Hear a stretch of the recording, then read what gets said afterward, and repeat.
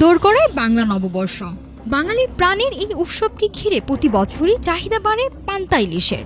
তবে পহেলা বৈশাখ আসার আগেই যেন আগুনের আঁচ লেগেছে ইলিশের বাজারে। এক সপ্তাহের ব্যবধানে দাম বেড়েছে কয়েক গুণ, যা সাধারণ ক্রেতাদের জন্য অস্বস্তির কারণ হয়ে দাঁড়িয়েছে।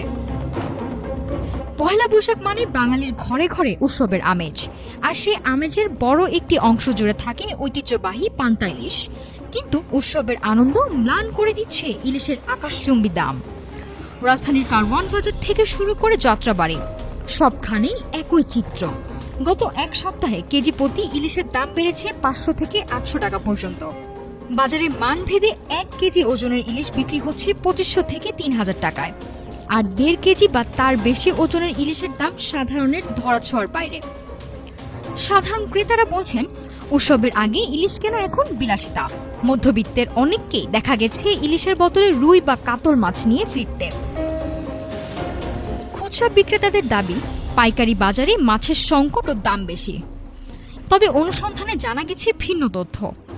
বৈশাখ সামনে রেখে এক শ্রেণীর অসাধু ব্যবসায়ী হিমাগারে রাখা মাছ বাজারে ছেড়ে হাতিয়ে নিচ্ছে মোটা অঙ্কের মুনাফা। এছাড়া বাজারে জাটকা সংরক্ষণ মৌসুম হয়, বাজারে টাটকা ইলিশের যোগানও বেশ কম। বিশ্লেষকরা বলছেন, পান্তা ইলিশের সংস্কৃতি এখন ঐতিহ্যের চেয়ে বেশি বাণিজ্যিক রূপ নিয়েছে। কৃত্রিম সংকট রোধে কঠোর বাজার তদারকি এখন সময়ের দাবি। তা না হলে পহেলা বৈশাখের এই ঐতিহ্য সাধারণ মানুষের পাত থেকে চিরতরে হারিয়ে যাওয়ার শঙ্কা তৈরি হবে।